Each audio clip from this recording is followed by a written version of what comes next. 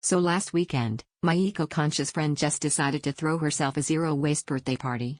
The invite promised sustainable fun, upcycle decorations, and a surprise dessert. I figured this meant we'd be eating vegan brownies and drinking kombucha out of repurposed jam jars, but hey, at least I wouldn't have to wrap a present with actual paper. I just shoved a succulent in a sock and called it a day. Everything was going pretty smoothly at first. We played board games made from recycled cereal boxes and sang Happy Birthday accompanied by a ukulele made of reclaimed driftwood. It sounded exactly as tragic as it looked. But then came dessert time, and Jess made a grand announcement. In the spirit of zero waste, I present this year's cake. She unveiled the slightly lopsided, suspiciously familiar chocolate cake.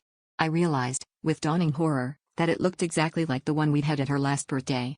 Same weird crack down the middle, same sprinkle pattern. Was this last year's cake? Turns out, it was. Jess explained with pride that she'd frozen last year's leftovers to avoid food waste.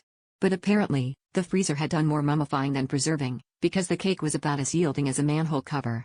We tried to cut it, but the knife snapped like a twig. Someone suggested microwaving it, but the microwave made a sad whirring noise and gave up. Eventually, someone had the bright idea to just toss the cake to each other across the yard, and to everyone's surprise, it actually sailed beautifully, more aerodynamic than any dessert I've ever met. By the end of the party, we'd abandoned all pretense of eating it and started a full-on game of ultimate cake bee. The neighbors peeked over the fence to see a group of adults chasing a flying cake like it was the Olympic finals. Jess beamed, declaring her birthday both waste-free and unforgettable. And I suppose she was right, because not only was that cake zero waste, but once we'd finished, it was also zero taste.